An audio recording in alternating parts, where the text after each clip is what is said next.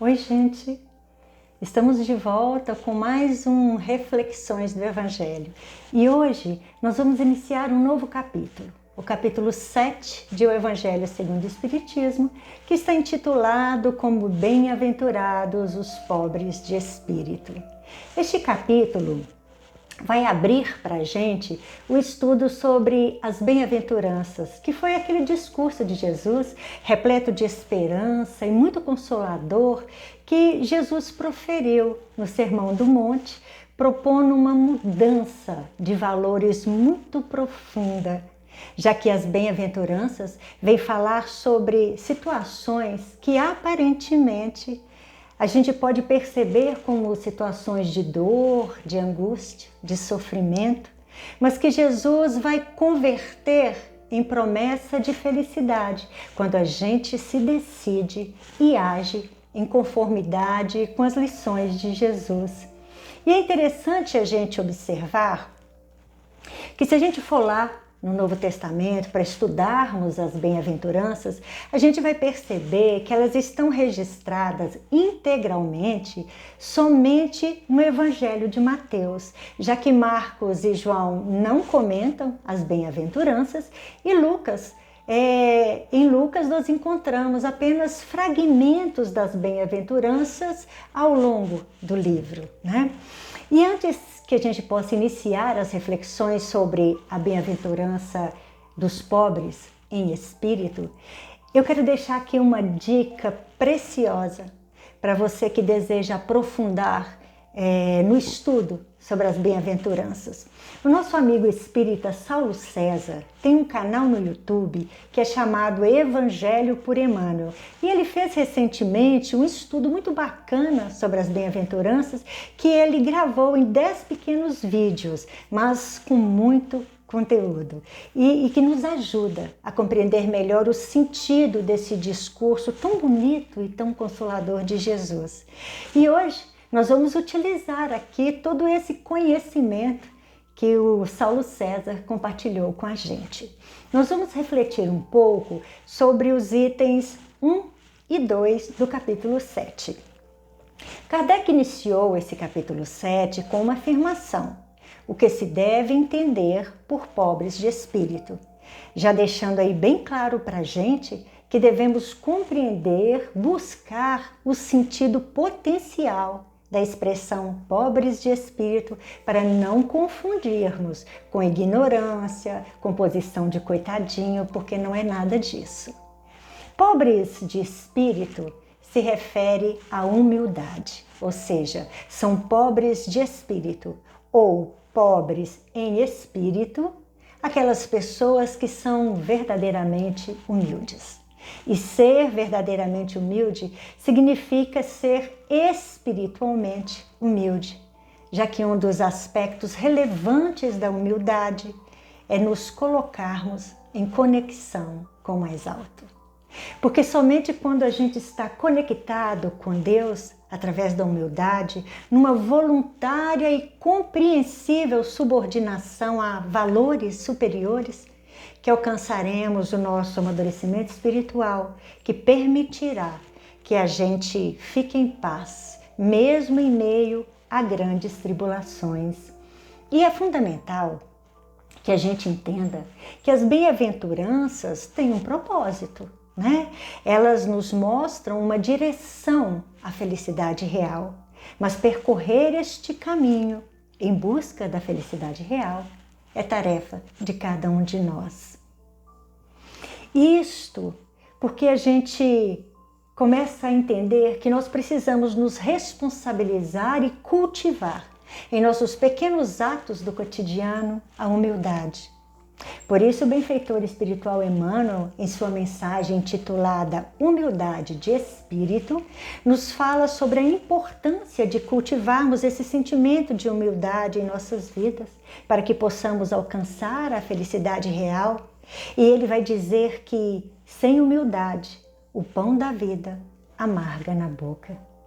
Saulo César nos explica que o sentimento de humildade não pode ser entendido como uma postura externa da gente, como carência de recursos materiais, por exemplo, já que a humildade não é uma virtude que se revela através de características externas. Isso porque a felicidade, as bem-aventuranças que Jesus promete a cada um de nós, não se refere a uma postura passiva diante de determinada situação, mas ao contrário, diz respeito a uma atitude adequada e condizente com uma postura interna do coração, da nossa alma.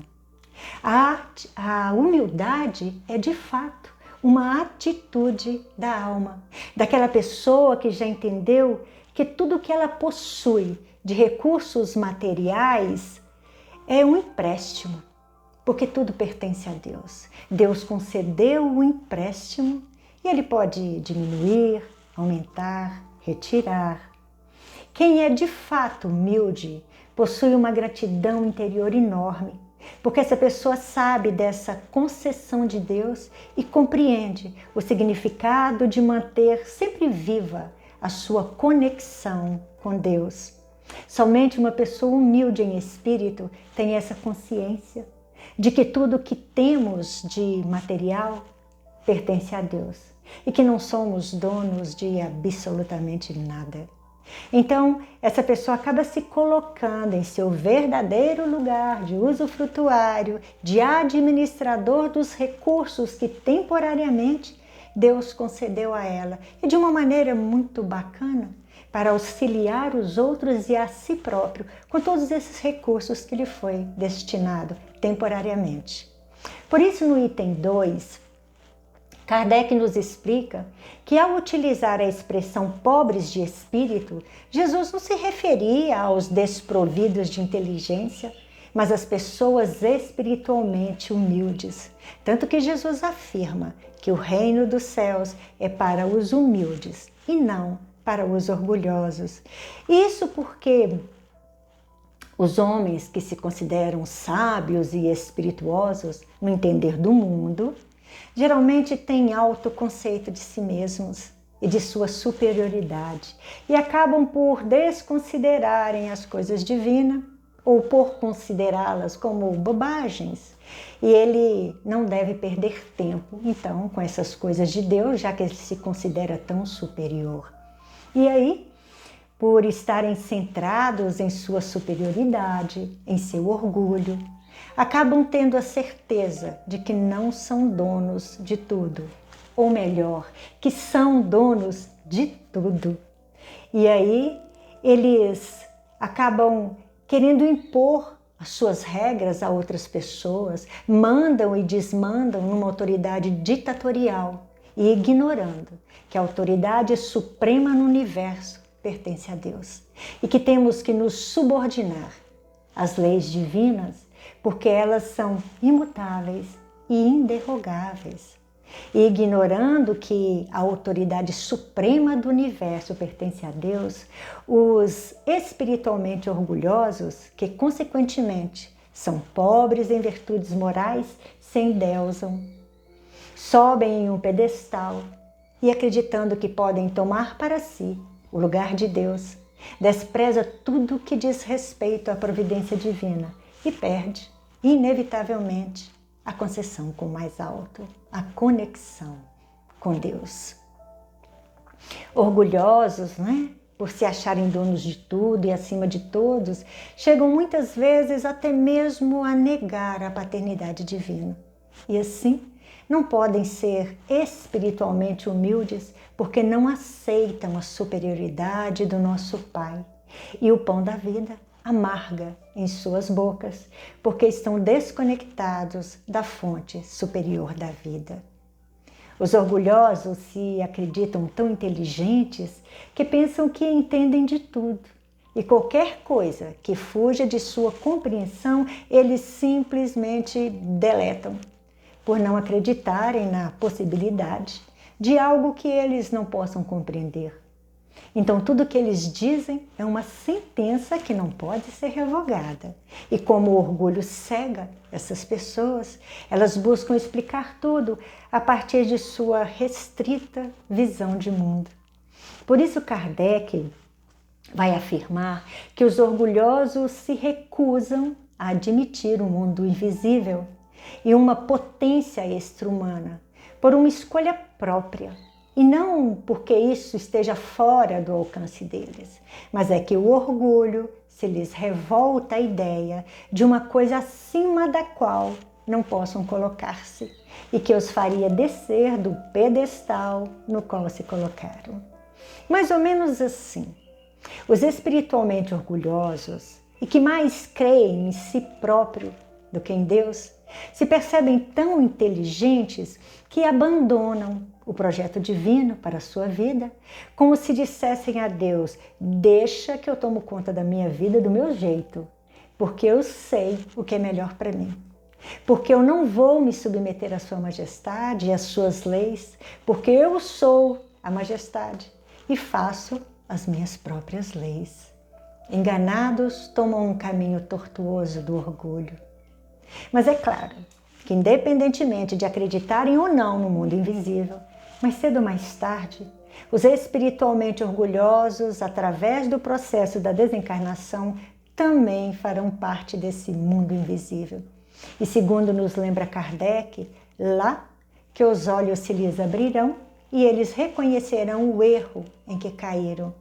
Deus, porém, que é justo e amoroso, não pode receber da mesma forma aquele que lhe desconheceu a majestade e outro que humildemente se submeteu às leis divinas.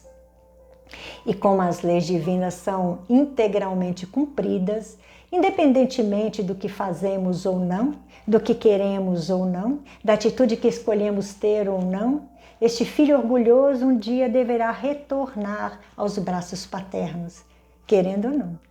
E a sua luta será gigante, de reencarnações a reencarnações, porque ele deverá percorrer os caminhos da reparação de todo o dano que haja causado a si próprio e aos outros ao se desconectar do pão da vida. Kardec nos explica ainda que Jesus, dizendo que o reino dos céus é dos simples, quis significar que a ninguém é concedida entrada nesse reino sem a simplicidade de coração, a humildade em espírito. Que o ignorante possuidor dessas qualidades será preferido ao sábio, que mais crê em si do que em Deus. E finalizando o item 2 do capítulo 7, Kardec afirma que em todas as circunstâncias Jesus põe a humildade na categoria das virtudes que nos aproximam de Deus e o orgulho entre os vícios que nos afastam de Deus. E isso por uma razão muito simples e natural, a de ser a humildade um ato de submissão a Deus, ao passo que o orgulho é a revolta contra Ele. Mais vale, pois, nos diz Kardec, que o homem, para a felicidade de seu futuro, seja pobre em espírito, mas rico em qualidades morais. Então, serão sempre bem-aventurados os pobres em espíritos e ricos em qualidades morais, porque eles entendem que somos todos dependentes de Deus e que sem Deus nada podemos. Quando uma pessoa tem consciência disso, ela utiliza, na medida de sua possibilidade, é claro, os seus talentos e os recursos que lhe foi emprestado em auxílio do próximo e alcança a bem-aventurança, porque esta é uma promessa de Jesus, sendo, portanto, imperativo da lei. Que todos nós possamos trabalhar diariamente nos pequenos atos de nossa vida a humildade.